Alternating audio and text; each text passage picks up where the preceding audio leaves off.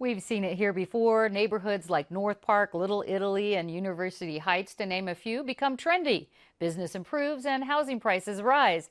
Now the Convoy district that sits between the 805, 52, and 163 freeways hopes to make itself another community success. Here to tell us how is my guest, Ping Wang, owner of Pangea Bakery and co-director of the Convoy Night Market. Welcome. Thank you for having me. Ping, for those who aren't familiar with the Convoy area, sort of near Kearny, Mesa, describe the neighborhood for us. Well, I actually started as an industrial center of San Diego. That's where a lot of warehouses and big businesses usually traditionally be. And a lot of sort of Asian restaurants started establishing themselves there in the 90s. And so now there's over 200 different restaurants, establishments, and businesses there. And so it's also become the center point of where you want to go for sort of authentic Asian food. And goods as well. Lots of shops there as well. Absolutely. This weekend is the first night market. It's happening this Saturday there. What can we expect from that? What is it? So night markets are sort of a staple of the cultural outings in Asia. So big cities of Taipei, Shanghai, or what have you, Seoul, they all have these nighttime-oriented streets filled with stalls and booths, largely of food vendors, but also apparel and groceries or what have you. And here in the United States, we've had less of that. We've had farmers markets, for example, but this thing is going to be a little bit more reflective of that. It's at night, it's going to have a lot of food, and it's also going to have a lot of entertainment. We have dancing groups, performances, we have line dancers, we have hip-hop groups or what have you, flash mobs coming in to demonstrate. So it's like a cultural fusion, if you will. All right. And the market is part of a larger strategy, I understand, to make the Convoy area a destination community.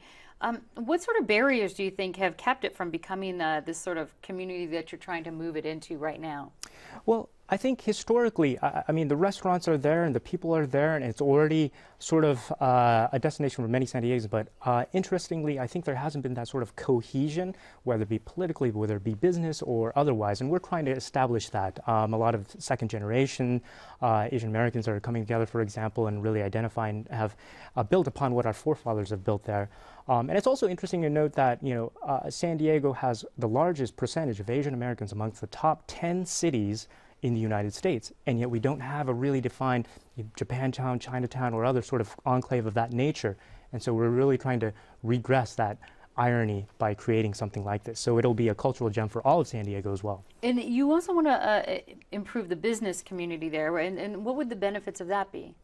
Absolutely. Well, bringing more people and more awareness is the first stepping stone. So with events such as the night market and also beautification of the neighborhood, followed by other sort of events, will bring awareness, and that will actually increase business flow, but also lift all boats in San Diego as San Diego sort of becomes more cultural in a sense. I think oftentimes it's criticized for being just about a beach town and a sort of a small town type of feel, but now we're bringing a cosmopolitan air with additional cultures and really also honoring our sort of historical and cultural roots. And I know one way you're doing that, and tell me if there's others as well. You're doing some micro incubator businesses. Tell me about what's going on there.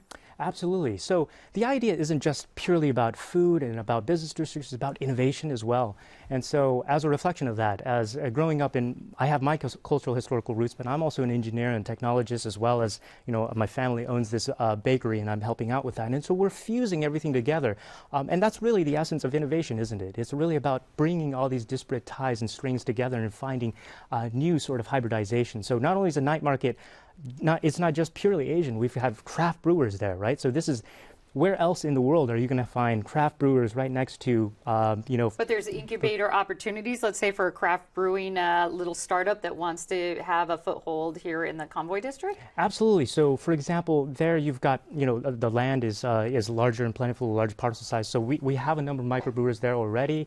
We have Society of Helms, etc. So it's already spreading and coming into that area. And also, not only in terms of food, as I mentioned, but entrepreneurial opportunities, whether internet startups, medtech, biotech, or what have you. We have a number of people just congregating there. Partly it's the access to great dining, great food, to other businesses. It's also a little bit cheaper than, for example, being in downtown. So it's great for that entrepreneurial environment. All right. Well, Ping Wang, thank you so much for this update. And I want to let folks know that the first San Diego Night Market is this Saturday night, September 28th. It opens at 5 p.m. in the Zion Market parking lot. Admission and parking are free. And for more information, go to our website, kpbs.org.